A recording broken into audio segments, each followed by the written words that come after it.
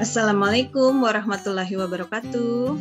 Selamat pagi anak-anak. Selamat berjumpa kembali di Science Class bersama Ibu Pratiwi untuk mata pelajaran IPA pada tanggal 31 Agustus 2021. Bagaimana kabar kalian semua? Semoga sehat walafiat. Kemudian diberikan kenikmatan untuk nikmat sehat, nikmat iman, dan kita bisa berkumpul pada hari ini walaupun hanya melalui video. Hari ini mata pelajaran IPA-nya masih pada KD 3.1, yaitu tentang fertilisasi dan kehamilan. Sebelum kita memulai pelajaran, mari kita sama-sama berdoa menurut agama dan kepercayaan kita masing-masing. Untuk yang beragama Islam, silakan kalian membaca surat Al-Fatihah. Dimulai.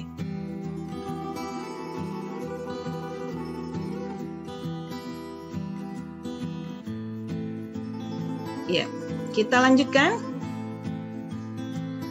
Welcome, are you excited for a fun learning session? Jadi, Ibu harapkan hari ini kalian belajar bisa dengan senang, menyenangkan, dan bermakna. Oke. Fertilisasi dan kehamilan, kita lihat di sini ada gambar ibu-ibu yang sedang mengandung atau ibu yang sedang pregnan atau hamil. Nah, bagaimana bisa terjadi kehamilan? Lalu bagaimana itu fertilisasi? Kita lihat sama-sama.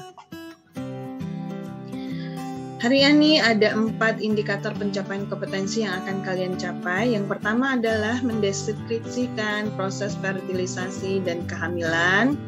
Yang kedua, menjelaskan proses perkembangan janin selama dalam kandungan. Yang ketiga, mendeskripsikan fungsi cairan ketuban bagi janin. Dan yang keempat, menjelaskan gaya dorong dan gaya gesek yang terjadi pada saat proses kelahiran. Jadi ada 4 yang akan kalian pelajari hari ini, insya Allah bisa diserap dengan baik.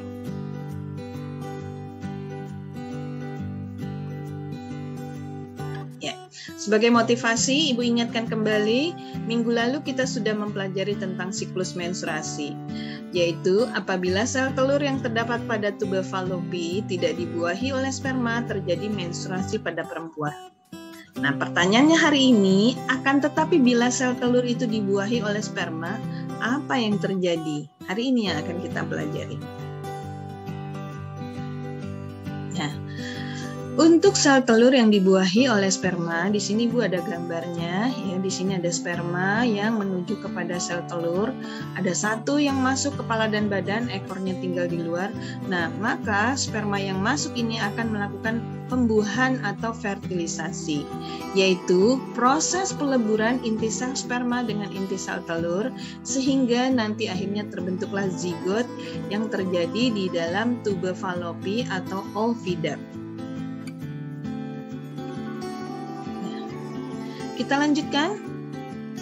Perhatikan skema fertilisasi hingga implantasi. Di sini Bu ada gambar mengenai organ reproduksi pada perempuan.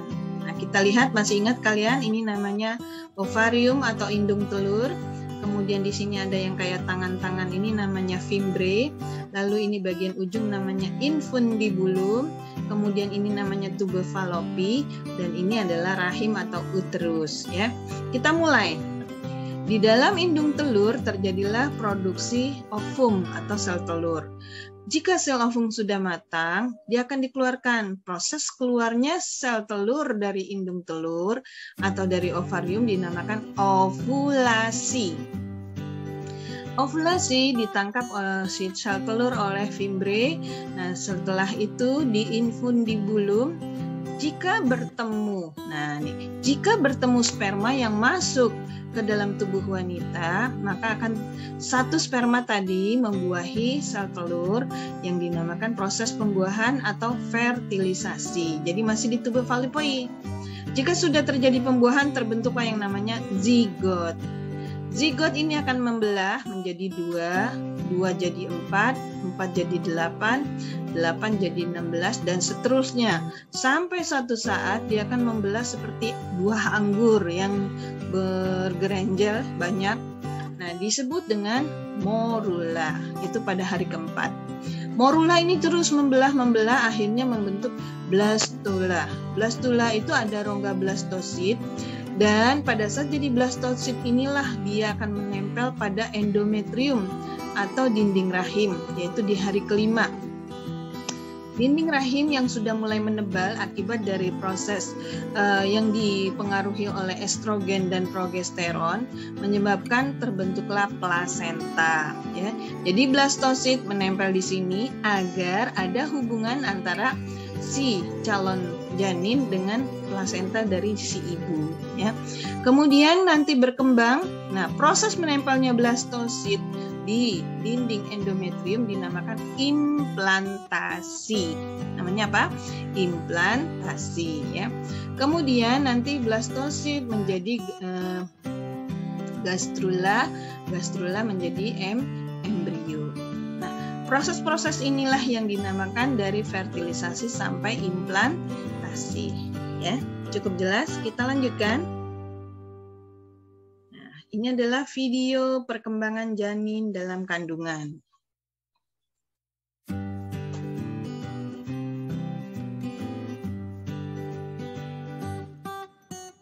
Mari kita lihat.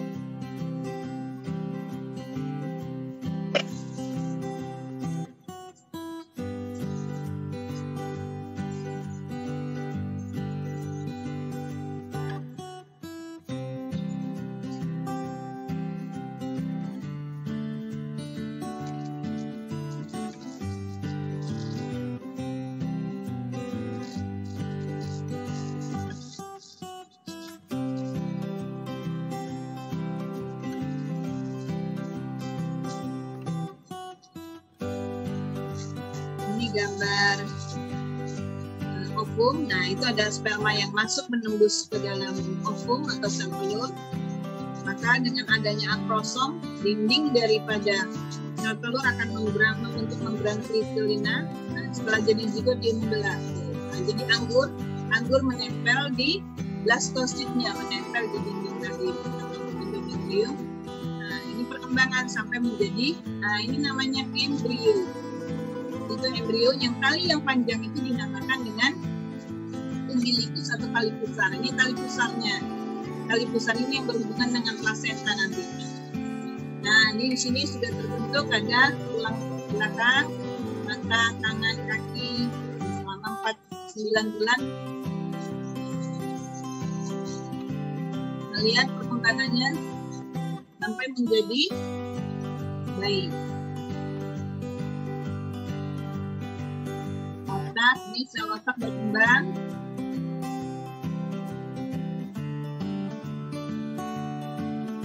Sel otak berkembang sangat pesat, makanya kepalanya yang dulu berkembang agar otak berkembang dengan baik.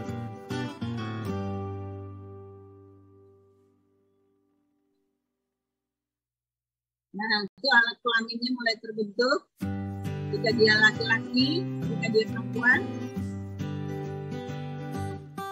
Telinga, organ telinga sudah terbentuk, organ mata juga.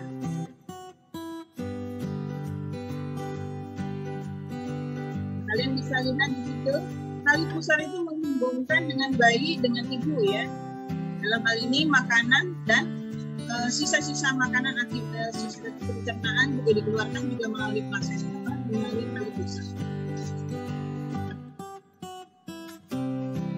Nah, bayi ini berada di dalam cairan yang biasa kita sebut cairan ketuban. Dan di cairan itu berada di dalam kantong. Kantongnya dinamakan kantong amnion. Ya.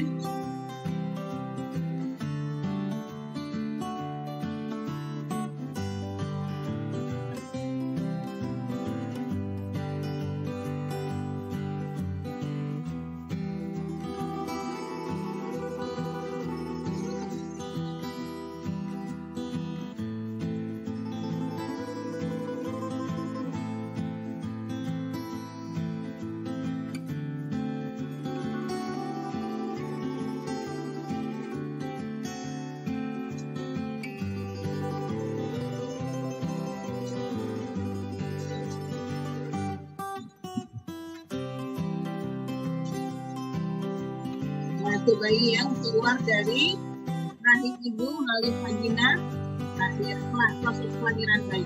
Ya. Jadi kepala yang harus keluar duluan. Oke, cukup. Kita lanjutkan. Ya, kita lanjutkan berikutnya.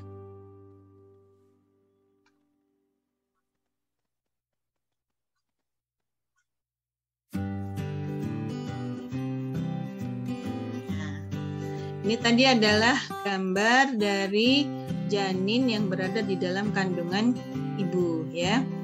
Perhatikan tadi kepala selalu harus berada di bawah karena dia akan memudahkan proses persalinan atau kelahiran, ya, melalui serviks lalu vagina. Apa bagian-bagian dari janin ini yang perlu kalian ketahui? Tadi kita sudah lihat di sini ada umbilical cord atau kita sebut tali pusar. Tali pusar ini nanti berhubungan dengan plasenta atau dinding endometrium yang menebal, ya.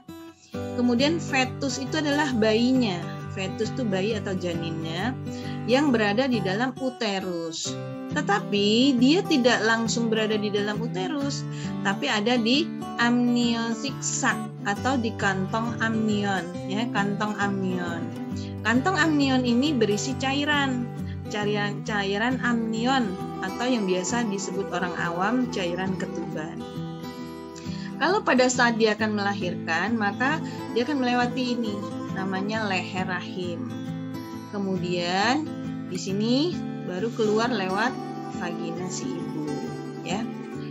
Jadi sudah jelas suatu embrio itu atau embrio yang berkembang menjadi janin atau fetus atau bayi itu bagian-bagiannya sehingga dia bisa hidup di dalam sini karena ada tali pusar yang menghubungkan dengan plasenta. Jadi plasenta ini membawa makanan lewat tali pusar masuk ke tubuh bayi. Lalu dari tubuh bayi membawa kotoran keluar lewat plasenta tali pusar, lalu masuk plasenta ke tubuh ibu, dikeluarkan oleh ibu. Makanya sebagai anak kita kepada orang tua, khususnya ibu, bagaimana? Jangan sampai kita melakukan durhaka ya anak-anak. Nah, ini pembelajaran untuk hari ini. Bagaimana seorang ibu mengandung selama berapa bulan? Lihat di sini 9 bulan 10 hari, yaitu sekitar 37 minggu. Ya, cukup lama, setahun kurang ya. Mari kita lanjutkan. Nah, kapan pengembangan embrio? Di sini kita hanya melihat ada 3 trimester ya. Trimester 1, trimester 2 dan trimester 3. Trimester 1 itu dari minggu pertama sampai minggu ke-9. Kemudian trimester 2 itu dari minggu ke-17 sampai 20. Lalu ini 37 minggu ya. Berarti dari 21 sampai 37, kalau yang dari sini nih 9 sampai 20 minggu. Apa yang akan kita lihat di sini? Umur embrio 5 minggu, ukurannya 7 mili. Jadi sangat kecil sekali. 7 mili itu nggak sampai 1 cm. Tetapi di sana sudah memiliki bakal tulang belakang atau yang kita sebut tali chorda dorsalis ya. Dan biasanya embrio ini mirip manusia, kambing, ikan, kucing, ular, burung, semuanya mirip sama. Ukurannya pun hampir mirip. Ya. Nah, di saat inilah kita katakan embrio di makhluk vertebrata tuh mirip. Mereka memiliki kesamaan di dalam embrio. Nah, cuman ditambahkan di sini bahwa manusia, otak dan sumsum tulang belakang sudah mulai terbentuk. Nah, makanya kepalanya besar. Begitu embrio berumur 9 minggu, nah, sudah memiliki struktur yang lebih lengkap. Ukurannya 5,5 cm, janin terlekat pada tali pusar dan plasenta, tadi sudah ya. Lalu dilindungi oleh kantong amnion atau kantong ketuban. Otot, tulang belakang, tulang rusuk, jari sudah mulai terbentuk. Janin sudah dapat menggerakkan lengan dan kaki. 9 minggu kira-kira berapa bulan? Ya, sekitar hampir mencapai 3 bulan, 2 bulan lebih dikit. Kemudian dia sudah bisa memutar kepala, bahkan jenis kelamin pun sudah tampak dan detak jantung pun sudah bisa dideteksi oleh dokter ataupun bidan, ya, baik melalui alat USG nantinya atau alat peneropong yang untuk mendengar, ya. Kemudian selanjutnya trimester 2, yaitu pada janin berumur 14 minggu. Ukurannya 6 cm, sudah sangat besar. Plasenta banyak menghasilkan progesteron sehingga menjaga proses kehamilan. Dalam hal ini plasentanya itu supaya tetap tebal dan pembuluh darahnya tetap banyak untuk memberikan makanan kepada bayi nantinya. Nah, pada janin umur 20 minggu ukurannya sudah 19 cm. Besarnya mencapai 0,5 kg beratnya.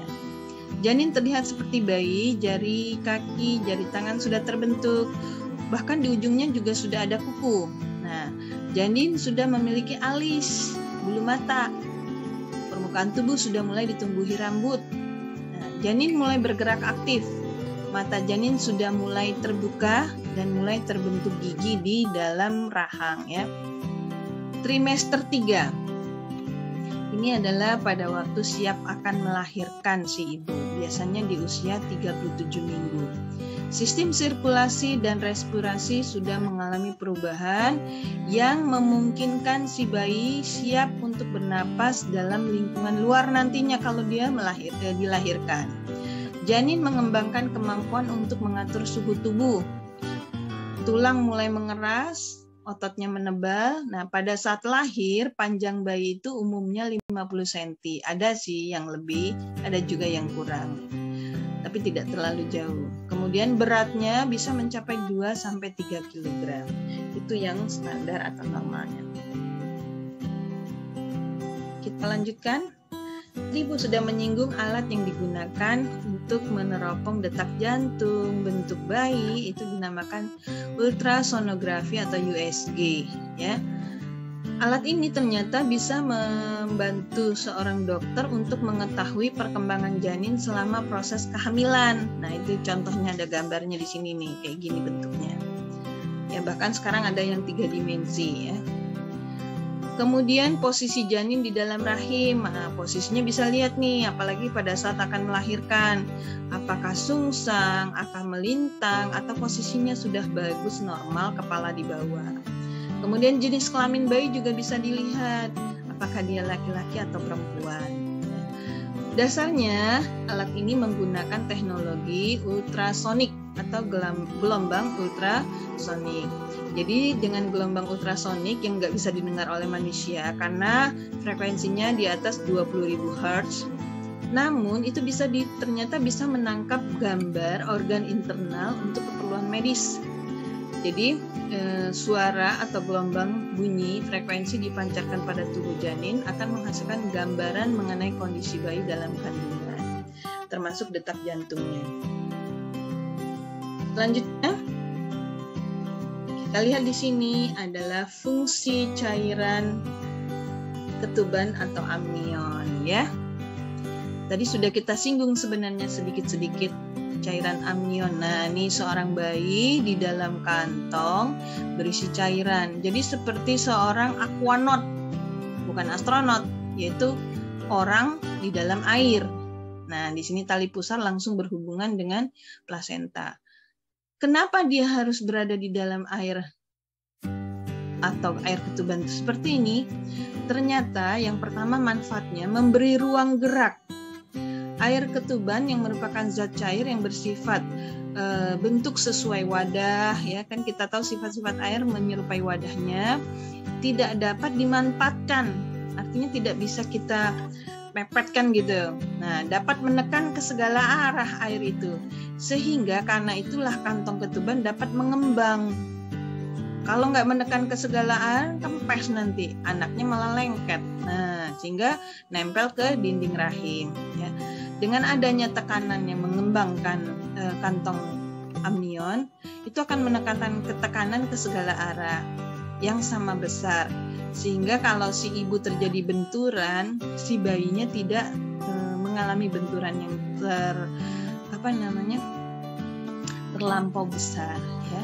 Jadi goyang-goyang airnya saja. Ibaratnya nih contoh gini, kantong plastik di dalamnya diisi air, kemudian di dalamnya kita taruh gelas atau kaca ya. Lalu kaca itu kantong air itu kita benturkan ke meja, ternyata gelas yang berada di dalam air tidak pecah. Kenapa?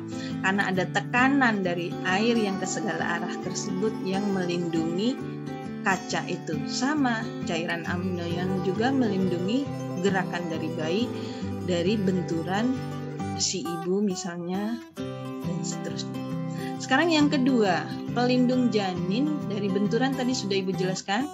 Ini juga dikarenakan cairan dari ketuban itu memiliki kekentalan atau viskositas yang memungkinkan gaya tarik antar molekul atau kohesinya sangat kuat, sehingga memperkecil resiko akibat adanya gesekan pada benda dalam cairan.